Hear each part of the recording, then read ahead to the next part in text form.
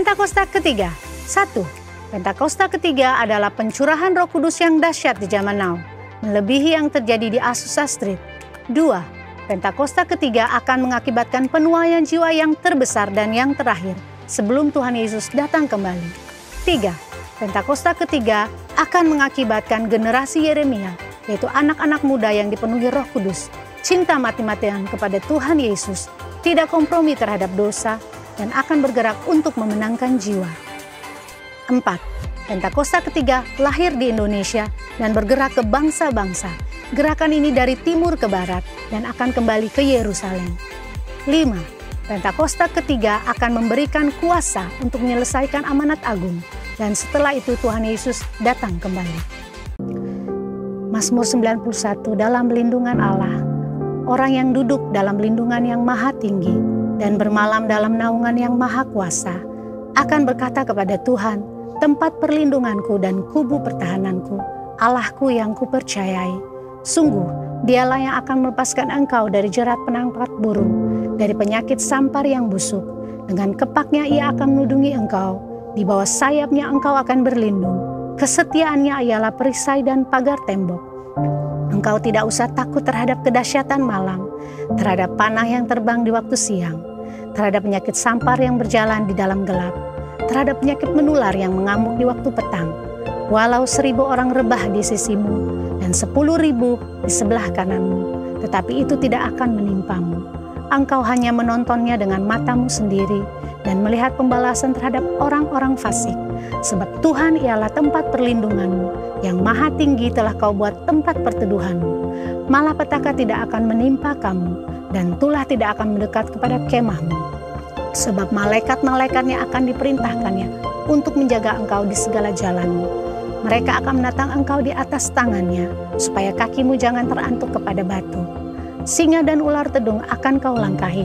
Engkau akan menjak anak singa dan ular naga. Sungguh, hatinya melekat kepadaku, maka aku akan meluputkannya. Aku akan membentenginya, sebab ia mengenal namaku. Bila ia berseru kepadaku, aku akan menjawab. Aku akan menyertai dia dalam kesesakan. Aku akan meluputkannya dan memuliakannya. Dengan panjang umur akan kukenyangkan dia, dan akan kuperlihatkan kepadanya keselamatan yang daripadaku. Amin.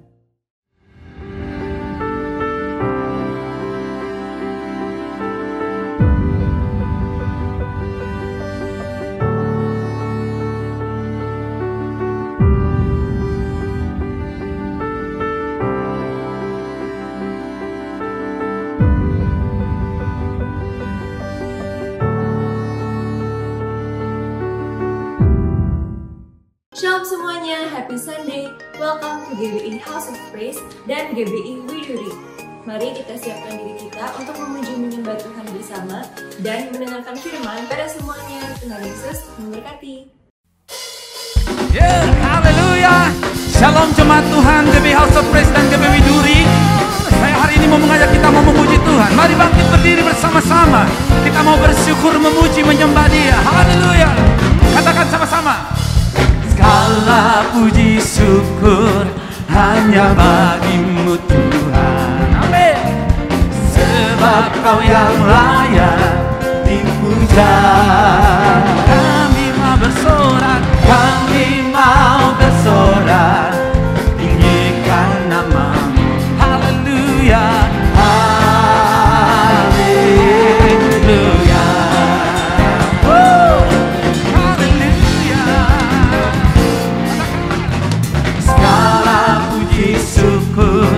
Hanya bagimu Tuhan. Sebab Kau yang layak, sebab Kau yang layak dipuja. Kami mau bersorak, kami mau bersorak, tinggikan namamu. Haleluya, haleluya. Soraklah, soraklah, haleluya. Haleluya,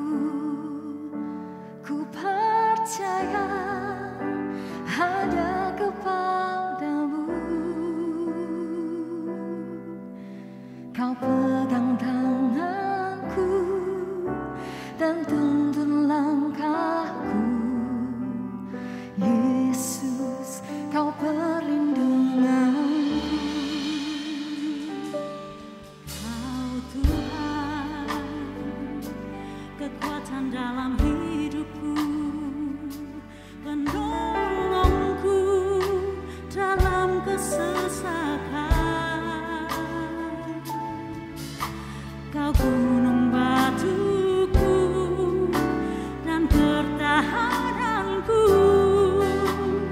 Yesus, kau kemenanganku. Yesus, padamu ku berseru, Kaulah penyelamatku. Terpujilah Kau Tuhanku.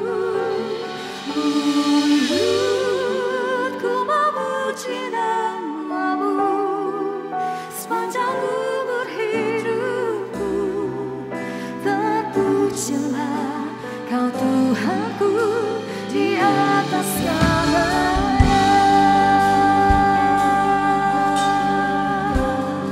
Mari sama-sama katakan, Kau Tuhan, penolong dalam hidupku. Ku percaya hanya kepadamu. Kau pegang tanganku dan tuntun langkahku. Yesus, Kau perlindunganku. Kau Tuhan, kekuatan dalam hidupku, penolongku dalam kesesakan. Kau gunung batuku dan pertahananku, Yesus, Kau kemenanganku.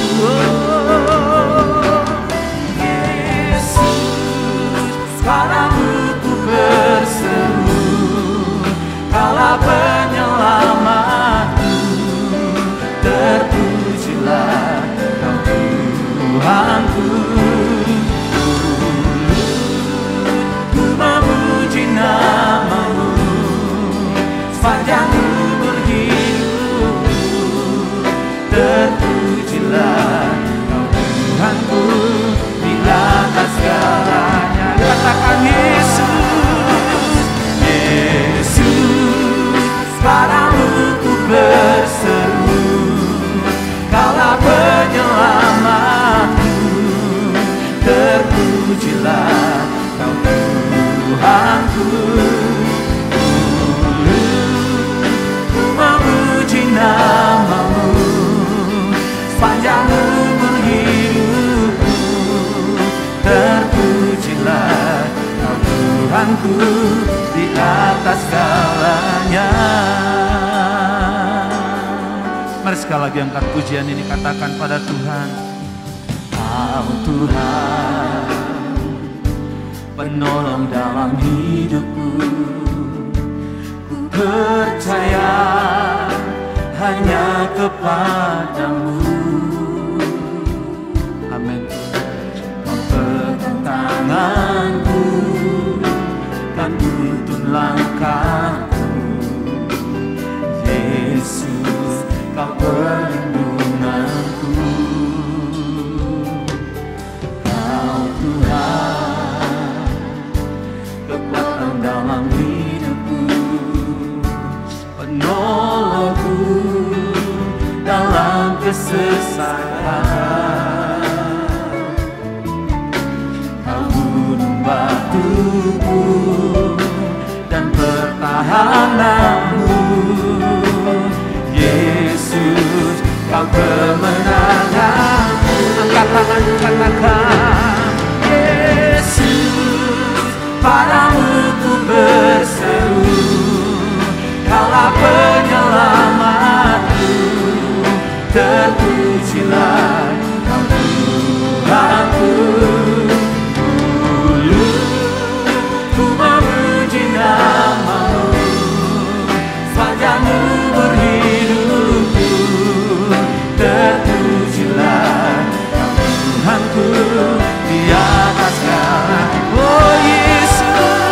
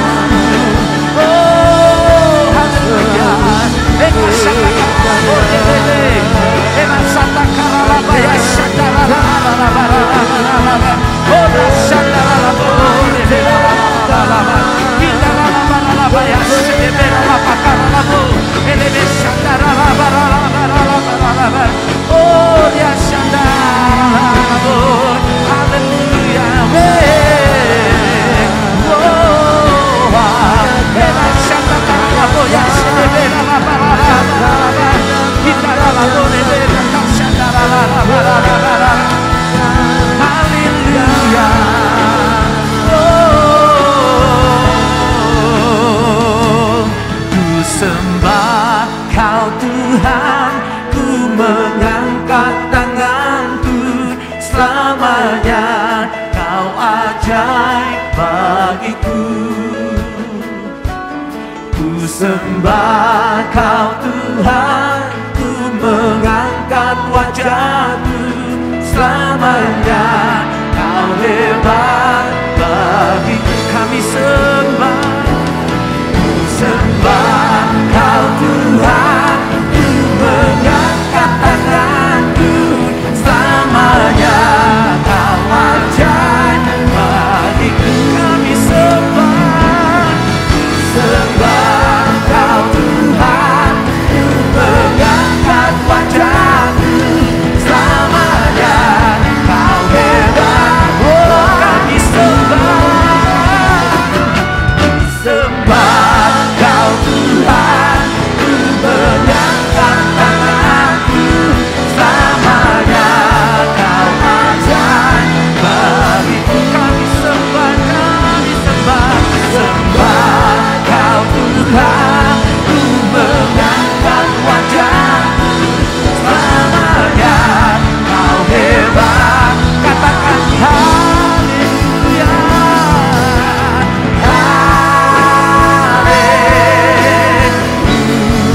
haleluya, amin, amin, haleluya. Mari angkat tanganmu, angkat tanganmu, katakan haleluya,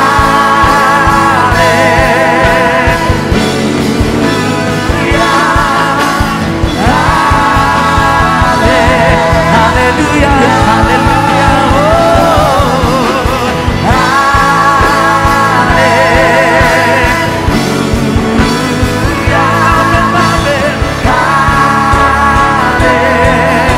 haleluya, haleluya.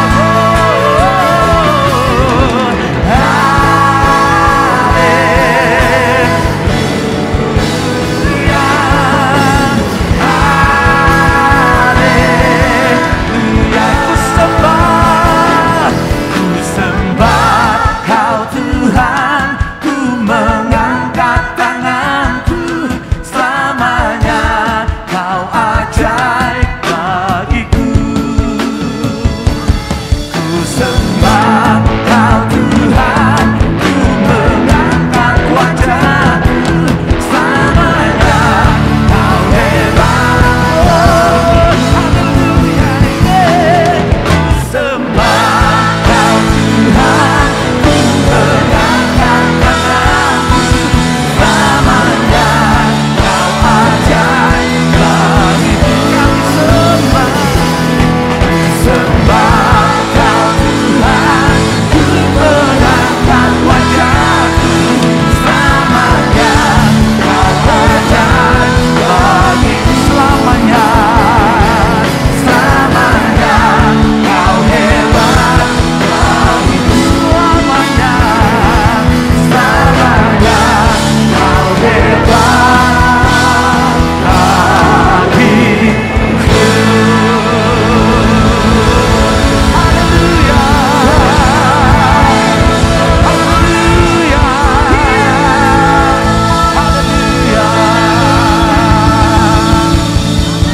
Haleluya, haleluya, haleluya, haleluya, haleluya. Shalom jemaat GBI House of Praise yang dikasihi Tuhan, senang bisa menjumpai kembali Bapak Ibu Saudara sekalian, dan saya berdoa Bapak Ibu dalam kondisi sehat dan tidak kekurangan satu apapun. Beberapa menit ke depan ini saya ingin membagikan berkat Tuhan, dan saya berharap beberapa menit ke depan ini juga Bapak Ibu diberkati oleh Tuhan. Saya akan memberikan tema renungan saya hari ini adalah Working with God. Berjalan bersama dengan Tuhan. Saudaraku yang dikasihi Tuhan, sebelum kita mendengarkan firman Tuhan, mari kita akan tunduk kepala dan kita akan berdoa bersama-sama. Bapa, kami berdoa di dalam nama Yesus, Engkau memberkati pemberitaan firman pada saat ini. Kami percaya Roh Kudus-Mu bekerja di tengah-tengah kami, sehingga kami boleh mengerti dan menangkap kebenaran firman Tuhan yang kami dengar pada saat ini. Terima kasih Tuhan, urapi kami semua, dan urapi hamba-Mu juga. Di dalam nama Tuhan Yesus, kami sudah berdoa dan mengucap syukur. Haleluya. Amin. Saudaraku, walking with God, berjalan bersama dengan Tuhan, itu tema yang saya ingin bagikan buat saudara sekalian. Nah saudaraku, hidup ini adalah sebuah perjalanan dan kita akan mengalami sebuah perjalanan yang panjang di dalam kehidupan ini. Dan di dalam perjalanan yang panjang itu tentu ada banyak hal yang kita jumpai. Ada turbulensi, ada keadaan yang betul-betul tidak kita duga. Itu terjadi di dalam kehidupan setiap kita. Dan turbulensi itu bisa datang dengan begitu tiba-tiba dan bisa mengacaukan seluruh rencana yang kita harapkan di dalam sebuah perjalanan itu sendiri. Saudara, kalau Anda naik pesawat, tentu Anda akan jumpai cuaca yang tidak selalu baik ketika Anda terbang, menghadapi cuaca-cuaca yang seringkali tidak kita duga. Nah, turbulensi seringkali datang dan sehingga itu membuat pesawat tidak stabil dan goncangan-goncangan yang cukup keras terjadi di dalam penerbangan itu. Nah saudaraku, tentu kita tidak mengharapkan di dalam penerbangan itu kita mengalami yang namanya turbulensi. Kita ingin tidur dalam pesawat, nyaman, enak, penerbangan lancar, tidak ada goncangan. Tetapi kenyataannya tidak selalu begitu saudaraku, bahwa kita bisa menghadapi yang namanya turbulensi. Ketika kita naik pesawat, dan kita berada di dalam pesawat, kita maunya tidur, kita maunya istirahat, kita maunya rest di dalam pesawat itu. Tetapi ternyata tiba-tiba ada turbulensi dan kemudian terjadi goncangan-goncangan yang cukup keras sehingga mengganggu kenyamanan kita. Kita tidak bisa istirahat, kita tidak bisa tertidur, kita tidak bisa nyaman dalam penerbangan itu. Nah saudaraku, dalam kehidupan juga sama, tentu turbulensi datang begitu tiba-tiba dan tidak kita inginkan. Nah seringkali itu bisa mengacaukan seluruh rencana kita, mengacaukan seluruh apa yang kita harapkan di dalam perjalanan itu sendiri. Nah saudaraku yang dikasihi Tuhan, ketika itu terjadi, ketika turbulensi itu datang, seringkali kita kehilangan kendali. Dan bahkan juga kita dikuasai oleh yang namanya kekhawatiran, ketakutan. Sebaliknya ketenangan, kedamaian, tidak lagi ada dalam hidup kita. Bukankah kita seringkali mengalami hal ini Bapak Ibu? Bahwa turbulensi seringkali membuat kita kehilangan kendali. Kita dikuasai kekhawatiran, ketakutan, ketenangan tidak lagi ada dalam hidup kita. Kedamaian tidak ada lagi. Dan kita mengalami kondisi yang tidak kita harapkan.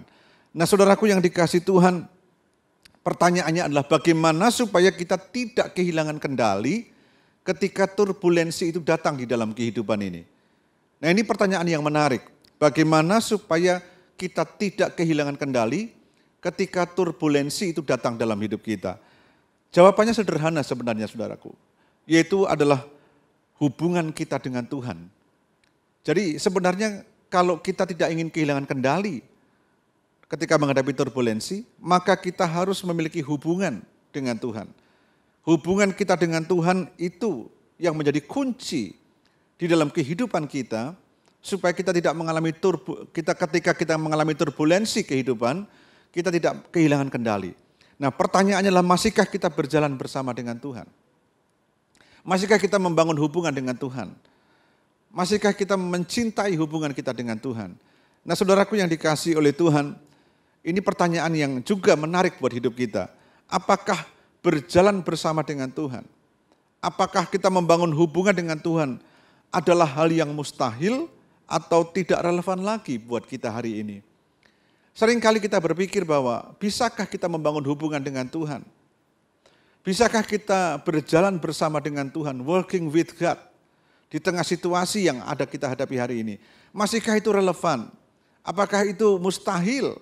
Nah seringkali itu menjadi pertanyaan-pertanyaan yang kuat di dalam hidup kita. Secara tidak langsung di dalam hati kita, seringkali muncul hal itu. Masih mungkinkah kita berjalan bersama dengan Tuhan? Masihkah kita bisa membangun hubungan dengan Tuhan? Seperti tokoh-tokoh Alkitab yang Alkitab ceritakan, bagaimana mereka berjalan bersama dengan Tuhan. Masih relevankah itu buat kita hari ini? Nah saudaraku yang dikasihi Tuhan, membahas hal ini sangat menarik, mengenai hubungan ini atau berjalan bersama dengan Tuhan. Kita akan buka bersama-sama Kejadian pasal yang ketiga, ayat 8 dan ayat yang ke-9. Kejadian pasal 3 ayat 8 dan ayat yang ke-9. Firman Tuhan berkata demikian, ketika mereka mendengar bunyi langkah Tuhan yang berjalan-jalan dalam taman itu, yaitu Adam dan Hawa pada waktu itu, pada hari sejuk, bersembunyilah manusia dan istrinya itu terhadap Tuhan Allah di antara pohon-pohonan dalam taman. Tetapi Tuhan Allah memanggil manusia itu dan berfirman kepadanya, di manakah engkau? Saudaraku, ayat ini sangat luar biasa. Dikatakan ketika mereka itu adalah Adam dan Hawa, mendengar bunyi langkah Tuhan Allah. Jadi saudaraku, ketika mereka mendengar, berarti saudaraku, sebenarnya ini sudah menunjukkan hal yang terbiasa atau kebiasaan bahwa mereka selalu berjalan bersama dengan Tuhan sebelumnya. Mereka mendengar, mereka betul-betul peka mendengar bahwa Tuhan berjalan di taman itu. Dan itu rupanya sudah menjadi habit, kebiasaan Adam dan Hawa sebelum jatuh dalam dosa. Jadi ketika mereka mendengar bunyi langkah Tuhan Allah, itu menunjukkan bahwa mereka sudah terbiasa mengenal langkah Tuhan ada di taman itu. Dan itu sebenarnya sudah menjadi habit mereka sebelum mereka jatuh di dalam dosa. Lalu kemudian yang menarik adalah ketika mereka mendengar bunyi langkah Tuhan, reaksi mereka apa? Bersembunyilah manusia itu dan istrinya terhadap Tuhan Allah di antara pohon-pohonan dalam taman itu. Pertanyaannya adalah, mengapa mesti bersembunyi? Padahal dulu terbiasa dengan hal itu, di mana ketika Tuhan berjalan bersama dengan dia di taman itu sudah menjadi hal yang biasa. Tetapi anehnya saudaraku, ketika peristiwa ini ditulis, ketika Tuhan berjalan di taman itu, dia mendengar bunyi langkah Tuhan, manusia Adam dan Hawa itu bersembunyi. Nah, tentu ada something, ada sesuatu, dosa yang membuat dia bersembunyi. Jadi ini hal yang menarik buat kita saudaraku. Jadi hal yang dulu biasa dia lakukan berjalan bersama dengan Tuhan, working with God, membangun hubungan dengan Tuhan juga. Rupanya itu tidak lagi menjadi hal yang menyukakan buat Adam pada waktu itu. Karena ketika Tuhan berjalan di dalam taman itu, lalu dikatakan Adam dan Hawa itu bersembunyi. Nah, tentu ada something, ada sesuatu. Nah, yang menarik lagi, ketika mereka bersembunyi, Tuhan memanggil manusia itu. Dikatakan, tetapi Tuhan Allah memanggil manusia itu dan berfirman kepadanya, di manakah engkau? Dan bertanya, di manakah engkau? Nah saudaraku, mengapa Tuhan bertanya kepada manusia seperti itu? Di manakah engkau? Seolah-olah Tuhan tidak maha tahu. Seolah-olah manusia sudah terhilang dan kemudian Tuhan kehilangan jejak manusia. Apakah benar demikian? Tentu tidak saudaraku. Allah adalah Allah yang maha tahu, Allah yang maha mengerti. Dia tetap tahu walaupun Adam dan Hawa bersembunyi pada waktu itu. Nah, jadi sebenarnya Tuhan bertanya bukan untuk meminta informasi tentang keadaan Adam dan Hawa bersembunyi di mana. Tidak, saudaraku. Karena dia maha tahu. Tuhan bertanya untuk menyadarkan manusia, yaitu Adam dan Hawa, atas keadaan mereka. Di manakah engkau, Adam dan Hawa? Itu bicara tentang kesadaran, menanyakan tentang manusia, supaya manusia sadar akan keadaan mereka. Bahwa keadaan mereka sebelumnya tidak seperti itu. Ketika Tuhan datang, dia senang dan berjalan bersama-sama, tidak bersembunyi. Nah saudaraku, jadi sebenarnya pertanyaan Tuhan itu menyadarkan manusia atas keadaan mereka. Jadi dalam konteks ini ketika Tuhan bertanya seperti itu, Tuhan mengatakan bahwa keadaan mereka sudah berubah. Tidak seperti sebelum mereka melanggar perintah Tuhan. Jadi keadaan mereka sudah berubah. Nah saudaraku yang dikasihi Tuhan, Adam dan Hawa sebelumnya hidup dalam hubungan yang sangat harmonis dengan Tuhan. Working with God, berjalan bersama dengan Tuhan. Tapi saat itu ketika Tuhan berjalan di taman itu, manusia itu bersembunyi. Jadi keadaannya sudah berubah, hubungannya sudah tidak harmonis. Pertanyaan yang simpel buat kita sekalian saudaraku. Seringkali ada sesuatu di dalam hidup kita. Seringkali hati kita kecewa sama Tuhan. Ketika banyak hal yang membuat hati kita kecewa, itu membuat hubungan kita tidak harmonis dengan Tuhan. Turbulensi dalam kehidupan seringkali membuat kita patah, seringkali membuat kita kecewa, seringkali kita membuat marah.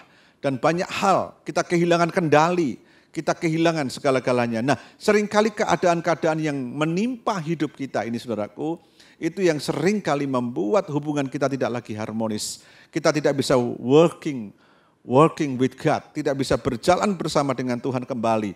Dan saudaraku yang dikasihi Tuhan, jadi pertanyaan Tuhan bukan tentang geografis atau tentang hal yang bersifat jasmani, tetapi lebih ke arah spiritual atau rohani. Karena manusia adalah makhluk rohani. Nah saudaraku yang dikasihi Tuhan, secara jasmani kita bisa masih sering ke gereja, aktif dalam pelayanan. Tetapi bisa saja terjadi bahwa hubungan kita dengan Tuhan terganggu. Dan bahkan sudah tidak lagi berjalan dengan Tuhan. Saya ulangi lagi, secara jasmani kita semua masih sering ke gereja dan aktif. Kita masih bisa ke gereja setiap minggu, aktif melayani dalam pelayanan. Tetapi bisa saja bahwa hubungan kita dengan Tuhan itu terganggu. Dan bahkan sudah tidak lagi berjalan dengan Tuhan. Karena apa? Karena peristiwa-peristiwa kehidupan yang kita alami. Turbulensi dalam kehidupan yang kita alami. Sama seperti Adam dan Hawa pada waktu itu. Karena godaan si iblis, godaan si ular, itu menjadikan hubungan tidak harmonis. Dan mereka kehilangan kendali. Demikian juga dalam kehidupan kita. Turbulensi dalam kehidupan kita yang kita hadapi setiap hari. Bisa membuat kita kehilangan kendali. Dan itu membuat kita kehilangan segala-galanya. Termasuk hubungan kita dengan Tuhan terganggu di sana dan kita tidak lagi harmonis, tidak lagi working with God, tidak lagi bisa berjalan bersama dengan Tuhan. Walaupun secara tubuh jasmani kita bisa ke gereja, kita masih di gereja, kita masih aktif pelayanan, tapi bisa terjadi saja bahwa hubungan kita dengan Tuhan terganggu. Bahkan kita sudah tidak lagi bisa berjalan bersama dengan Tuhan. Nah saudaraku yang dikasihi Tuhan, saat ini Tuhan sedang menanyakan hal yang sama kepada setiap kita. Mungkin dahulu kita pernah memiliki hubungan yang harmonis dengan Tuhan. Dan berjalan bersama dengan Tuhan senantiasa. Dan sekarang ini kita bersembunyi tanda kutip dari Tuhan yang dikarenakan banyak hal yang terjadi di dalam hidup kita. Maupun yang kita lakukan dalam hidup kita yang melanggar dari perintah Tuhan. Saudaraku, apapun keadaan saudara, apapun keadaan kita, Tuhan ingin mengembalikan kita memiliki hubungan dengan Dia secara harmonis. Dan Tuhan ingin kita working with God, berjalan dengan Dia senantiasa. Nah mungkin Anda bertanya, bagaimana Pak caranya supaya kita bisa membangun hubungan dengan Tuhan yang dengan harmonis dan berjalan bersama dengan Tuhan senantiasa. Saudaraku, caranya adalah berkata yang sebenarnya tentang keadaan kita. Jujur tentang keadaan kita. Jadi kalau dahulu saudara pernah memiliki hubungan yang harmonis dengan Tuhan. Tapi karena keadaan, karena godaan, karena turbulensi kehidupan. Sehingga membuat Anda kehilangan kendali, Anda melakukan hal yang salah, dan semua itu membuat Anda kehilangan hubungan yang harmonis dengan Tuhan. Dan tidak lagi berjalan bersama dengan Tuhan. Maka caranya kalau Anda ingin memulai kembali adalah berkata yang sebenarnya tentang keadaan saudara. Berkata jujur tentang keadaan saudara. Saya kasih sebuah ilustrasi seperti ini. Jika saya mengundang teman saya untuk datang ke rumah saya. Dan saya memberikan alamat rumah itu kepada teman saya ini. Karena teman saya belum pernah ke rumah saya sebelumnya. Jadi dia belum pernah ke rumah saya sebelumnya, jadi saya kasih alamat lengkap dan dia ingin datang ke rumah saya. Lalu kemudian setelah saya berikan alamat lengkap, dia berkata saya akan datang ke rumah kamu. Dan saya tunggu-tunggu berjam-jam gak sampai ke rumah. Dan ketika dia menelpon saya, dia berkata demikian, saya sudah berada di kompleks perumahan kamu, tapi aku belum menemukan rumahmu. Tentu ketika dia ngomong begitu, saya akan menjawab dengan pertanyaan begini, bahwa kamu ada di mana sekarang? Posisimu ada di mana sekarang? Dan kalau dia tidak bisa menjelaskan dengan jelas tentang keadaannya dia ada di mana, tentu saya sulit untuk bisa menemukan dia, untuk membawa dia ke rumah saya. Tetapi kalau dia bisa menjawab ketika saya tanya, kamu di mana? Dan saya bertanya, di sekitarmu ada apa? Kamu posisinya di mana? Lalu dia bisa menjawab dengan tepat. Oh, saya berada di perempatan, di depan rumah warna kuning umpamanya demikian. Lalu ada pohon yang tinggi dan ada patung. Saya berada di sana. Dan ketika dia bisa berkata dengan jelas, menunjukkan posisinya dia ada di mana dengan tepat, maka saya bisa menghampiri dia dan kemudian membawa dia ke rumah saya. Nah, saudaraku sama.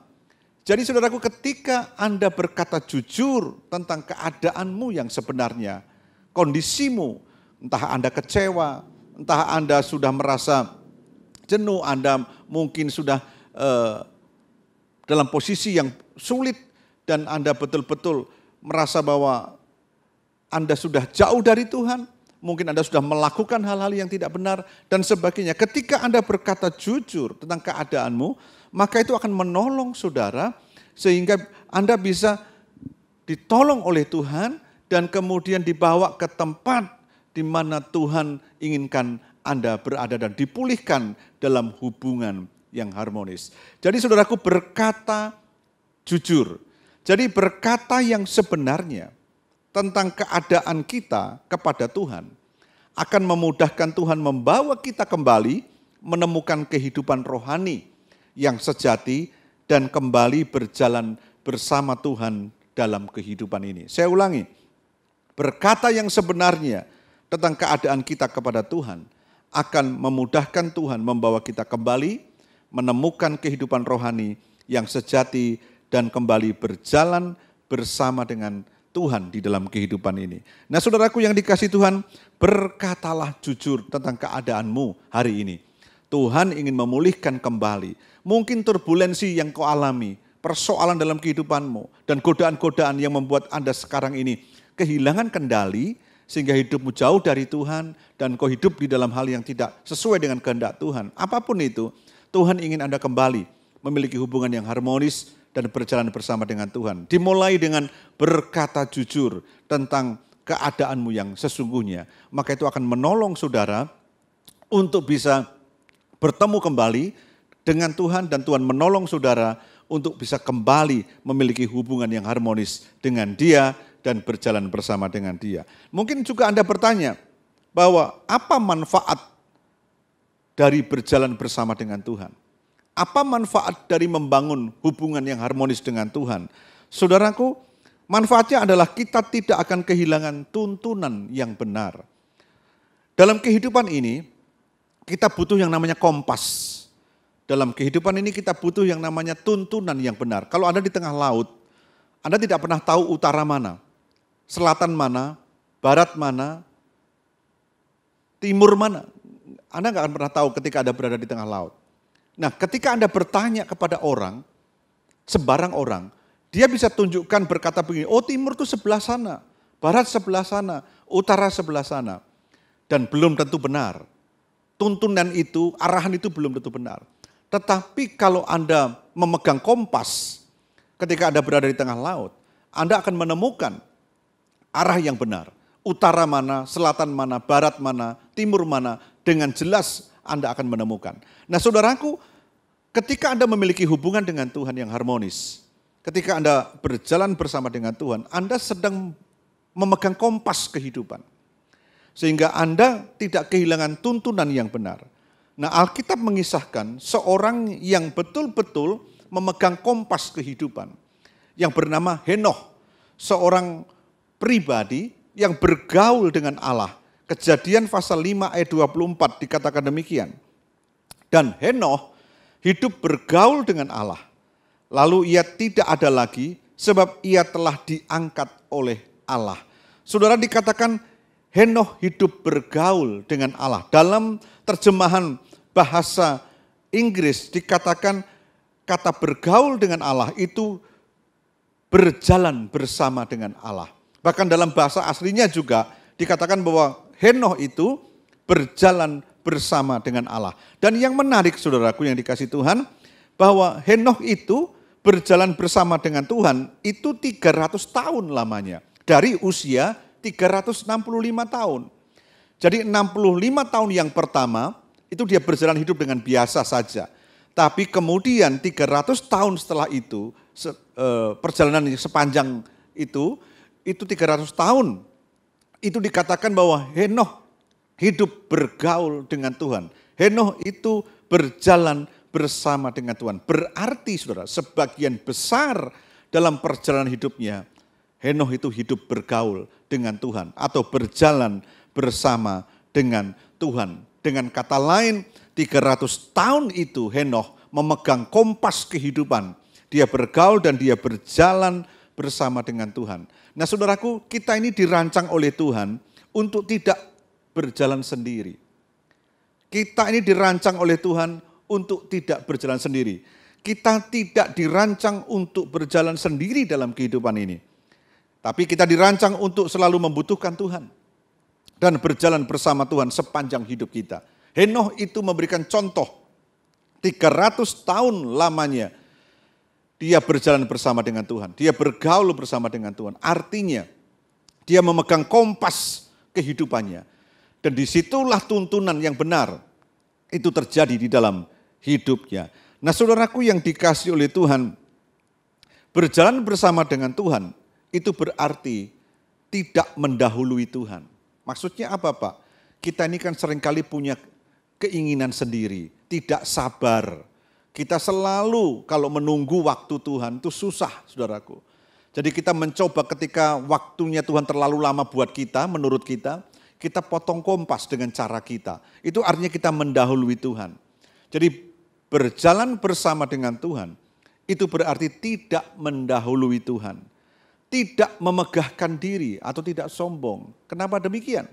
Ingat saudaraku, Tuhan teman seperjalanan kita, di mana kita berjalan bersama dengan Dia, adalah Tuhan yang rendah hati. Tuhan yang penuh kasih. Jadi kalau kita berjalan bersama dengan Tuhan, pasti kita akan menjadi orang yang rendah hati. Karena berjalan dengan siapa, kita akan menjadi seperti itu. Jadi ketika kita berjalan dengan Tuhan, maka kita akan menjadi sama seperti Tuhan. Kita memiliki sifat yang rendah hati. Lalu berjalan bersama Tuhan itu juga berarti tidak hidup menurut kehendak sendiri. Ya. Dan berjalan bersama dengan Tuhan itu juga berarti tidak hidup menurut arus zaman, tetapi mengikuti arahan Tuhan. Saudara, zaman ini banyak memberikan arahan-arahan yang berbeda. Tetapi kalau kita berjalan bersama dengan Tuhan, kita lebih taat kepada apa yang Tuhan arahkan. Kita lebih taat kepada firman-Nya daripada yang lain. Nah saudaraku yang dikasihi Tuhan, berjalan bersama dengan Tuhan bukan berarti tidak ada masalah. Saudaraku, Tuhan tidak pernah berjanji kalau engkau berjalan bersama dengan aku, maka jalanmu akan mulus dan tidak ada masalah apapun. Tidak. Berjalan dengan Tuhan bukan berarti tidak akan ada masalah dan tantangan. Tetapi Tuhan ingin menunjukkan kepada setiap kita bahwa Dia mampu menyelesaikannya. Jadi berjalan bersama dengan Tuhan kita memegang kompas. Jadi kita tahu arah yang benar. Kalau kita tahu arah yang benar dalam perjalanan hidup ini, karena tuntunan Tuhan, maka masalah sebesar apapun Tuhan akan tunjukkan kepada kita bahwa Dia mampu menyelesaikannya. Wow, luar biasa saudaraku yang dikasihi oleh Tuhan. Hal yang perlu kita mengerti bersama adalah Henokh itu hidup dalam kesalehan. Dikatakan dalam Alkitab. Artinya Henokh itu bisa mengaitkan seluruh hidupnya dengan nilai kesucian dan waktu yang kekal. Saudaraku, kalau Anda bergaul dengan Tuhan, Anda berjalan bersama dengan Tuhan, Anda akan hidup dalam kesalehan. Kesalehan itu apa? Kesalehan itu adalah seluruh kehidupan Anda, apa yang Anda lakukan setiap hari, Anda akan kaitkan dengan kekudusan. Anda akan kaitkan dengan kesucian. Anda akan kaitkan dengan waktu yang kekal nanti ke depan. Kekekalan. Nah, itu ditujukan Henokh. Henokh itu hidup sebelum Yesus, saudaraku. Tetapi Henokh sudah bernubuat tentang kedatangan Tuhan yang kedua kali. Jadi dia sudah menubuatkan tentang tahun atau waktu yang jauh di depan, di mana dia belum melihatnya. Tetapi Tuhan bisa memberikan pewahyuan kepada dia dan menubuatkan tentang kedatangan Tuhan yang kedua kali. Artinya apa, saudaraku? Bahwa hidup Henokh pada zaman itu, dia kaitkan apa yang dia lakukan, apa yang dia kerjakan, dia kaitkan dengan waktu kekal. Nah, saudaraku, kalau kita bergaul dengan Tuhan dan kita berjalan bersama dengan Tuhan, maka hidup kita tidak hanya kita pikir untuk hari ini saja. Tetapi kita tahu bahwa hidup kita yang kita lakukan, yang kita kerjakan, kita kaitkan dengan kehendak Tuhan, kekudusan, dan bahkan masa yang akan datang, yaitu waktu kekekalan. Nah, saudaraku yang dikasihi Tuhan, menarik sekali tentang hal ini. Maka saudaraku, mari kita berjalan bersama dengan Tuhan. Biarkan Tuhan memulihkan hubungan kita dengan Dia secara harmonis. Dan kita working with God. Dan kita bisa berjalan bersama dengan Tuhan senantiasa di dalam hidup ini. Nah, saudaraku, ketika kita bergaul dengan Tuhan dan kita bisa berkomunikasi dengan Tuhan, maka kita bisa sungguh-sungguh mengerti suara kebenaran dan hikmat Tuhan. Sama seperti Henokh. Henokh itu mengerti suara kebenaran tentang akan masa depan, tentang nubuatan kedatangan Tuhan dan sebagainya, dan hikmat Tuhan. Hidup ini perlu yang namanya suara kebenaran. Hidup ini perlu yang namanya hikmat Tuhan yang dilimpahkan kepada setiap kita. Di tengah-tengah turbulensi kehidupan ini, kita butuh suara kebenaran dan hikmat Tuhan.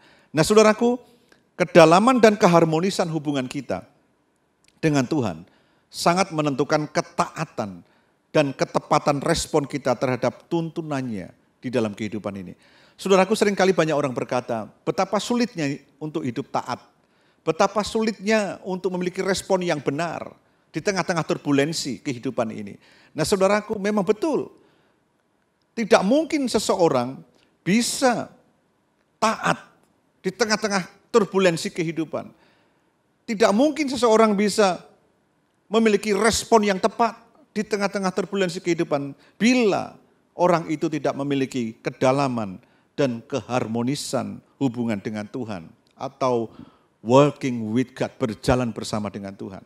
Kalau manusia tidak memiliki hubungan yang harmonis, memiliki kedalaman hubungan dengan Tuhan, dan tidak memiliki kehidupan hubungan yang dalam dengan Tuhan, tidak berjalan bersama dengan Tuhan, maka sulit untuk taat dan tepat memberikan respon terhadap apapun yang terjadi di dalam kehidupannya. Sulit, akan sulit. Oleh sebab itu, saudaraku, kedalaman dan keharmonisan hubungan kita dengan Tuhan sangat menentukan ketaatan dan ketepatan respon kita terhadap tuntunannya atas kehidupan kita.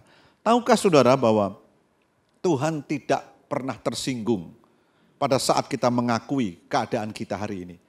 Hari ini apapun keadaanmu, kalau engkau sudah kehilangan hubungan yang harmonis dengan Tuhan, kalau engkau sudah tidak lagi berjalan bersama dengan Tuhan karena turbulensi kehidupan yang Anda alami sekian lama, saudaraku, sekali lagi berkatalah jujur dan terus terang. Sebab Tuhan tidak pernah tersinggung pada saat kita mengakui keadaan kita saat ini. Apapun keadaanmu. Sebaliknya, Tuhan akan menuntun saudara kepada jalan yang benar. Nah, saudaraku, Tuhan rindu agar setiap kita kembali memiliki hubungan yang harmonis dengan Dia dan berjalan bersama dengan Dia senantiasa. Tuhan tidak ingin kita jauh darinya. Dia ingin menuntun setiap kita ke tempat yang Dia janjikan. Nah, saya berdoa, turbulensi kehidupan apapun yang Anda alami, yang sempat membuat Anda kehilangan kendali dan kehilangan sebuah hubungan dengan Tuhan yang harmonis dan tidak lagi berjalan bersama dengan Tuhan. Saya berharap keterus-terangan Anda ketika Anda dengarkan firman ini, Anda datang kepada Tuhan, Anda mengakui keadaanmu saudara. Sekali lagi, Tuhan tidak pernah tersinggung dengan pengakuan saudara. Apapun pengakuan saudara, seberapa jauhnya Anda gagal dan jatuh, Tuhan tidak pernah tersinggung ketika Anda mengaku semua itu. Sebaliknya, Tuhan akan menuntun kembali Anda memiliki hubungan yang harmonis dan kembali berjalan bersama dengan Dia dan Tuhan akan tuntun ke arah yang benar supaya janji-janjinya digenapi dalam hidup saudara. Nah, biarlah firman Tuhan ini akan memberkati Bapak, Ibu, saudara sekalian. Mari kita akan tunduk kepala dan berdoa bersama-sama. Tuhan, kami bersyukur untuk firman ini. Biarlah setiap umat-Mu yang saat ini sedang mengalami pergumulan untuk kembali memiliki hubungan yang harmonis dan berjalan bersama dengan Engkau dalam kehidupan mereka.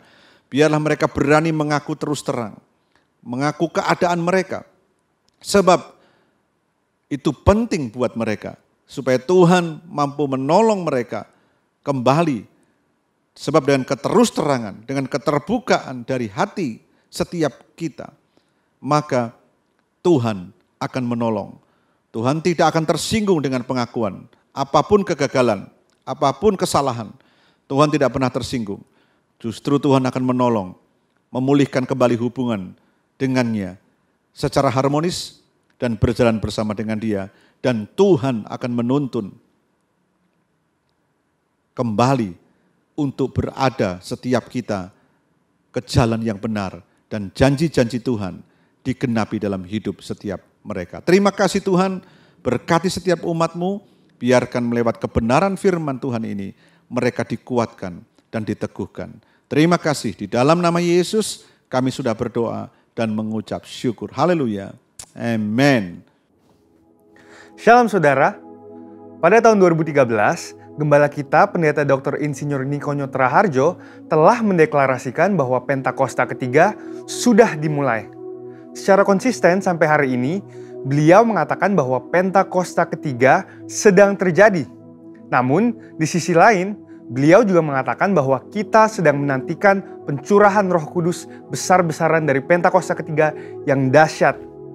Jadi, apakah Pentakosta ketiga itu sedang terjadi atau akan terjadi? Untuk memahami hal ini secara alkitabiah, kita bisa membandingkannya dengan apa yang dituliskan di Alkitab mengenai kerajaan Allah. Pertama, kita bisa melihat dalam perikop Yesus dan Beelzebul di Matius 12 ayat 22-37. Ketika Tuhan Yesus mengusir setan dari seorang yang buta dan tuli dengan kuasa Roh Allah, Ia berkata bahwa kerajaan Allah sesungguhnya sudah datang. Demikian juga di bagian lain ketika Tuhan Yesus ditanya oleh orang-orang Farisi mengenai kapan kerajaan Allah yang akan datang, Ia menjawab, sesungguhnya kerajaan Allah ada di antara kamu. Tentunya, di mana sang raja ada, baik secara fisik maupun di dalam Roh Kudus, di situ kerajaannya dinyatakan. Yang kedua dalam perikop kedatangan anak manusia, di Lukas 21 ayat 25-38, dituliskan mengenai Tuhan Yesus memberitahukan apa saja tanda-tanda kedatangannya kembali. Akan ada tanda-tanda di langit dan di bumi yang membuat bangsa-bangsa dan banyak orang ketakutan. Kemudian Yesus berkata, jika kamu melihat hal-hal itu terjadi, ketahuilah bahwa kerajaan Allah sudah dekat.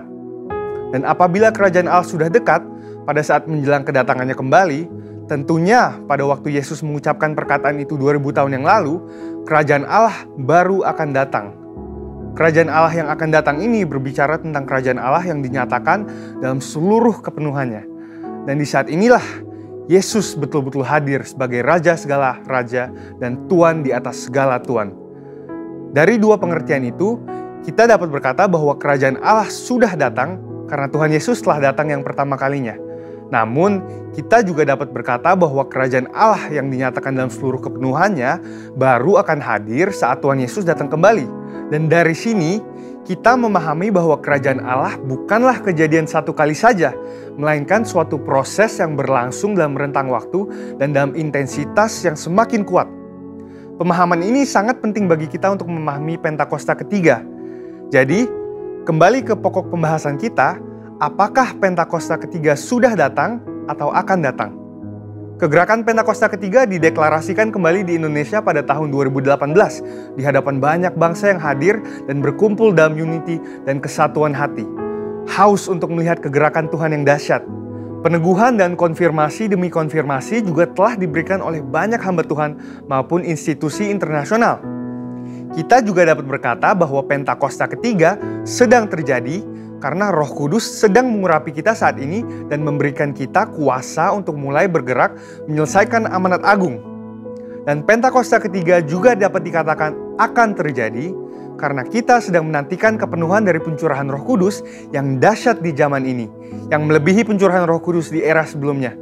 Kita sedang menantikan penuaian jiwa yang terbesar dan terakhir sebelum kedatangannya kembali. Dan kita sedang menantikan digenapinya kebangkitan generasi Yeremia yang penuh Roh Kudus, cinta kepada Tuhan, dan bergerak untuk memenangkan jiwa-jiwa.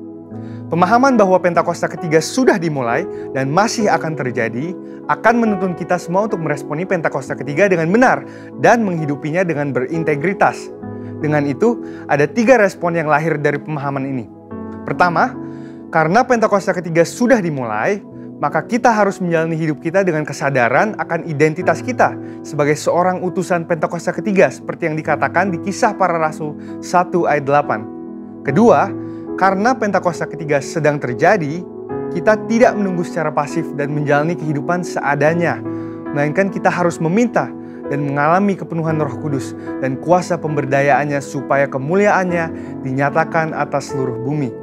Ketiga, Pentakosta ketiga masih akan digenapi dengan sempurna.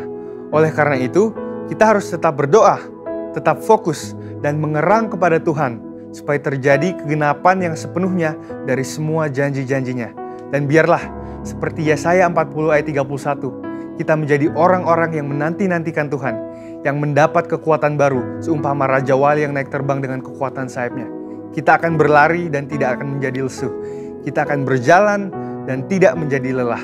Karena harapan yang ada di hati kita dan karena mata kita yang senantiasa tertuju kepada Tuhan yang tidak akan pernah meninggalkan kita. Amin. Saudara, untuk penjelasan lebih lengkapnya dari tim teologi kami, silahkan buka link yang ada di atas atau scan QR Code yang tersedia. Dan Tuhan Yesus memberkati.